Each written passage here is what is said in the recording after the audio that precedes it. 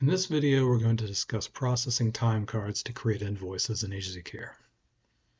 A typical agency or registry is probably going to generate invoices once a week. And what that looks like is at the start of a new week, you lock in appointments from the previous week, generating invoices based on the number of hours worked at whatever hourly rates. So if this is your first time processing time cards, then you're going to want to go to the admin section, click on branches, click on your branch, and scroll down until you get to start day of week. And some people like to do a Sunday start day of week, some people Monday. I'm going to go with Monday for this example. The second thing you want to consider while you're still on the same page is if you're going to bill based on scheduled times or checked-in times. You can see that option down here, scheduled time or checked-in time. If you bill based on scheduled time, if you have an 8-hour appointment on the schedule, it's going to bill as 8 hours.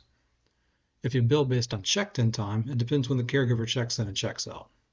So let's say the caregiver checks in right on time, but then they check out 15 minutes late.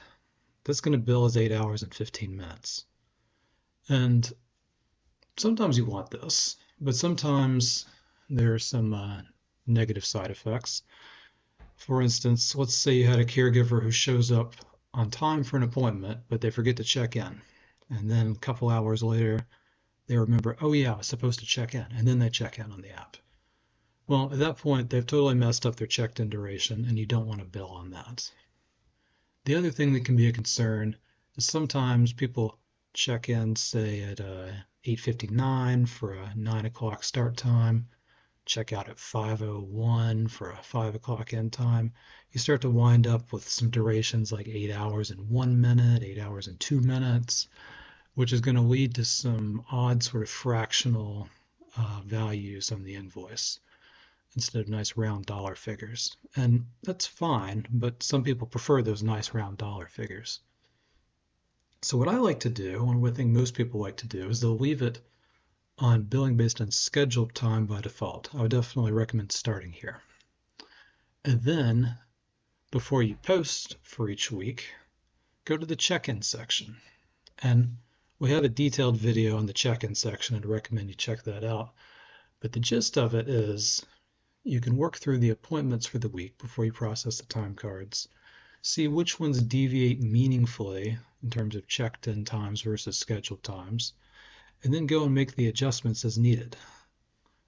You can use, if you do have a checked-in time that differs meaningfully from the scheduled time, you can use some rounded to the nearest 15 minutes, for instance, to avoid those sort of weird fractional values. And then if something is way out of line from somebody forgetting to check in or something like that, you can look into it without just flippantly billing based on a bad number.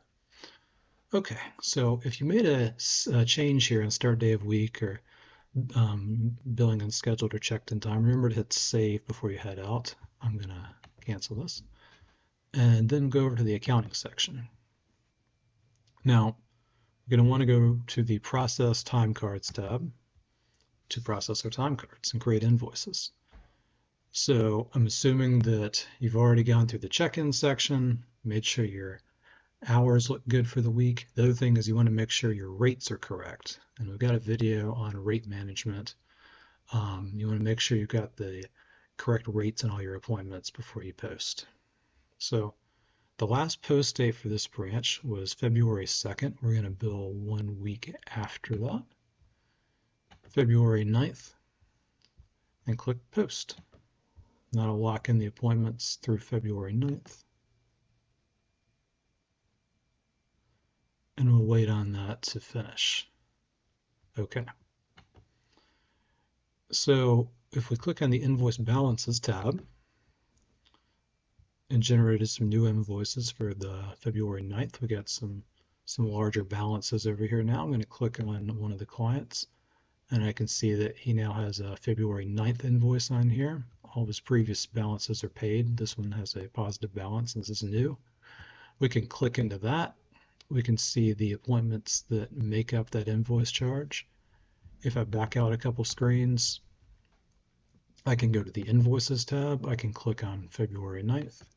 I can click on the client we're just looking at, and there's a PDF version of the invoice that we were just looking at in the balances section.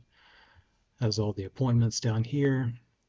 If I want to hide those appointments, I can do it in the layout section. If I'm a registry, I also have an option under there to show or hide caregiver charges in addition to the office charge. And then we have options to print, either to paper or PDF, as well as an email option, which will default the funding sources email in here, but we can send it to whoever we like. And that's it for processing time cards and invoices. Have a good one.